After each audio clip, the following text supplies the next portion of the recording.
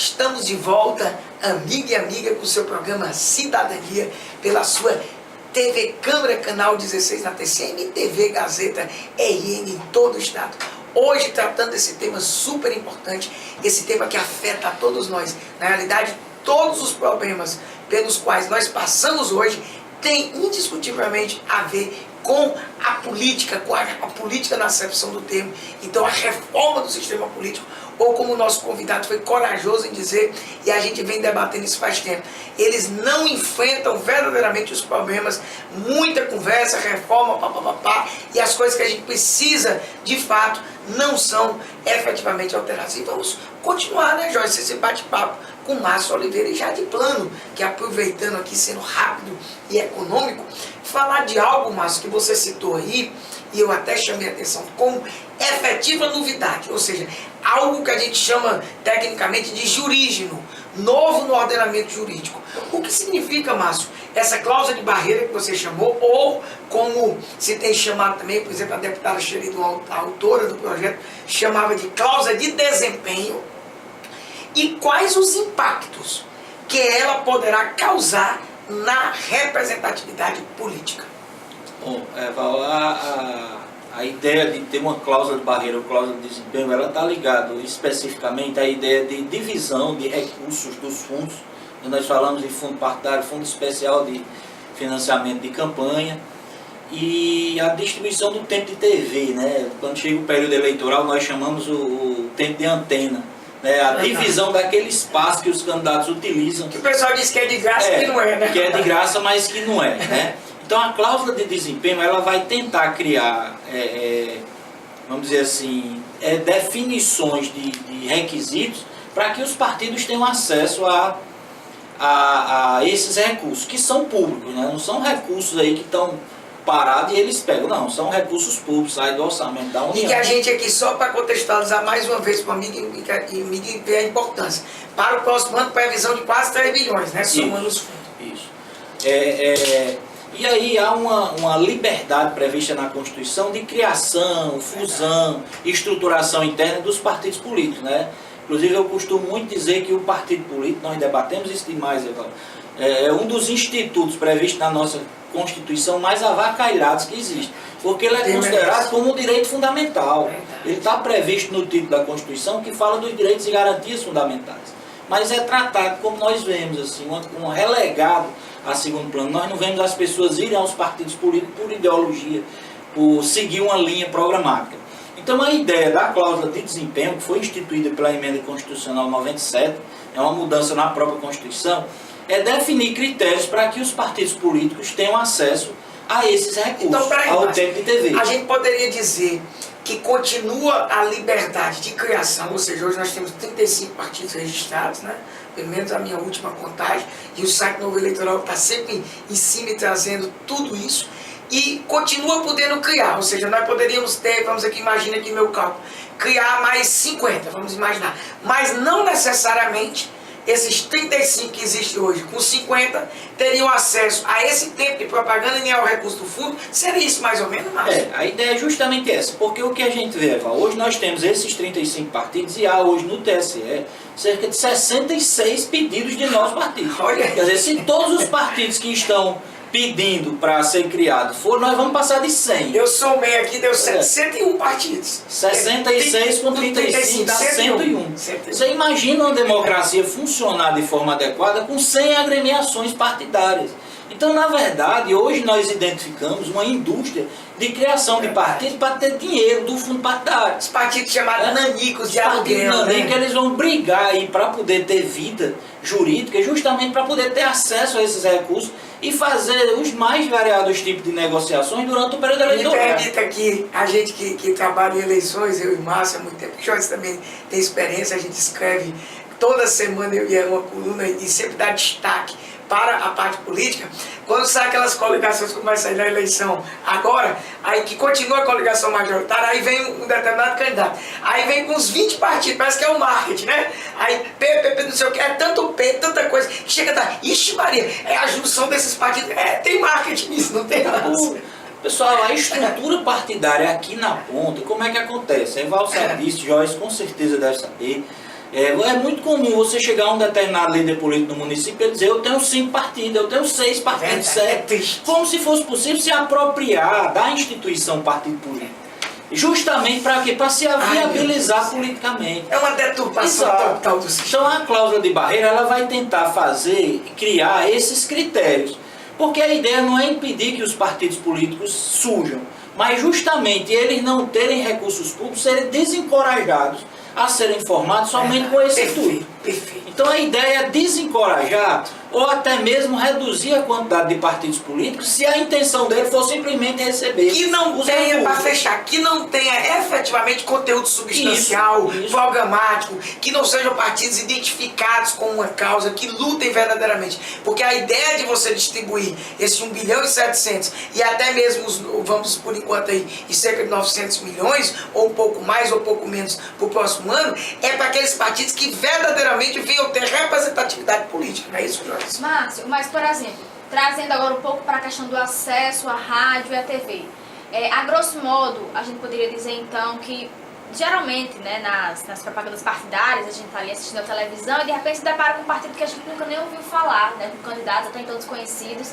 Então, a grosso modo, a gente poderia então concluir que o acesso à televisão e à rádio seriam só para os grandes partidos, quem tem essa maior representatividade. Esses pequenos partidos, então, eles seriam esquecidos? Jorge, é importante observar que a partir de 2018, essa propaganda anual dos partidos ela já deixa de existir.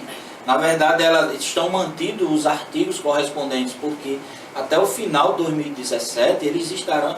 Então, essa propaganda não será mais, não haverá mais enquanto vigie. Então, em termos práticos, será mesmo o dinheiro. Né? Isso. E aí, quando chegar o período eleitoral, há uma divisão do tempo que é geral para todos os partidos que concorreram ao pleito. Agora sim, você terá esse partido recebendo aquela cota de 15 segundos, de 30 segundos. E aí eles não terão o mesmo tempo, por exemplo, que os partidos que têm representação no Congresso, que atendam, por exemplo, aos requisitos. Né?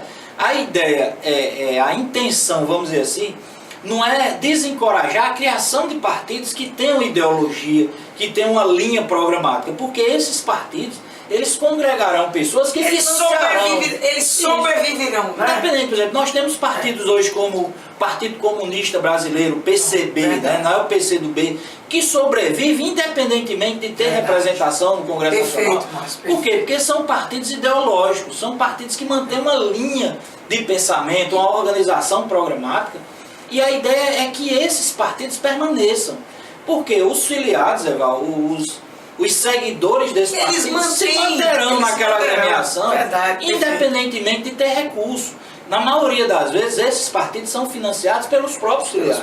E partidos sérios, eles têm sua ideologia, têm sua organização, então automaticamente eles... E, Jorge, é importante deixar claro, nós vamos continuar o debate aqui, que por mais que eu, Márcio, Joyce, que inclusive fazemos com muita alegria o Instituto Novo Eleitoral, a gente tem uma linha crítica desse atual sistema, nenhum de nós três aqui, que fique claro, defendemos que não existe partido político sério e que não existe político sério.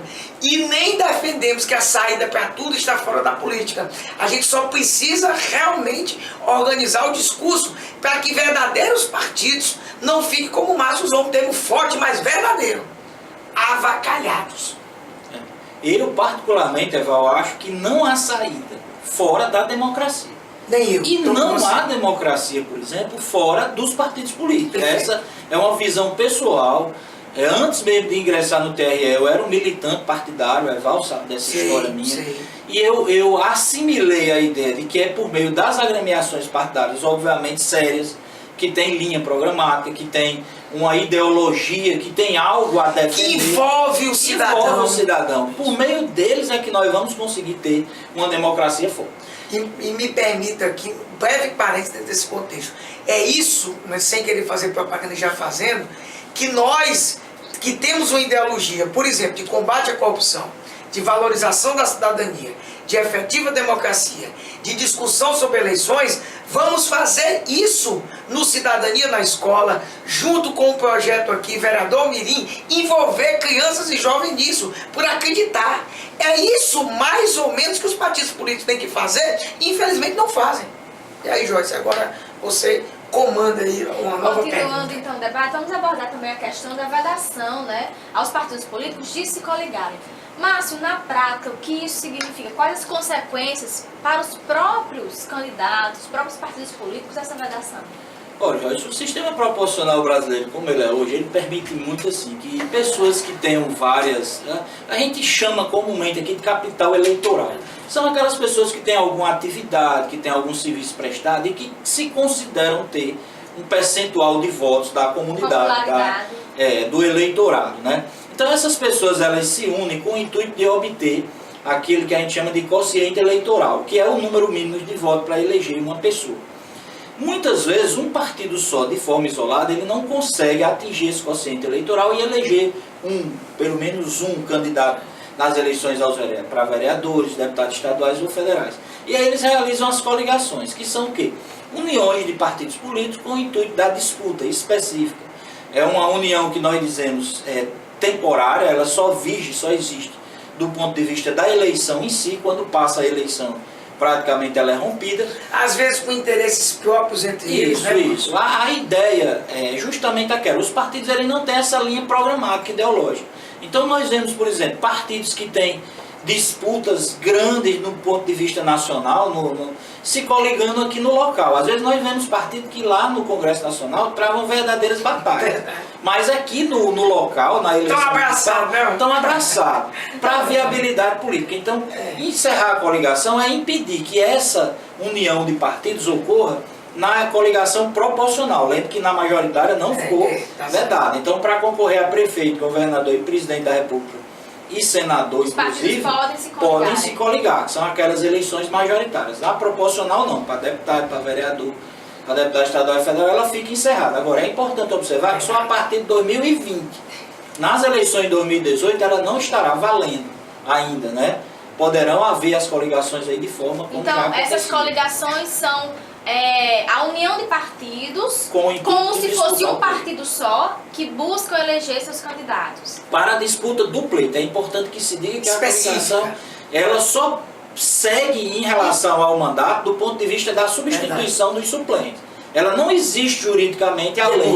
Não passou a ideia, pelo menos por enquanto, né, da federação de partidos, que seria para o exercício do mandato em si. A federação seria essa união mais séria, mais duradoura. E que precisaria, né, haver também uma comunhão de ideais.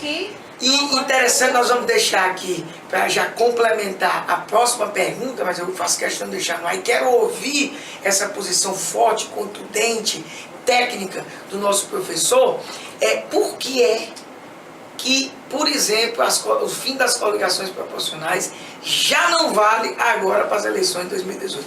Não é isso, Jorge? Segura aí, pessoal, que a gente volta já já com o seu programa Cidadania.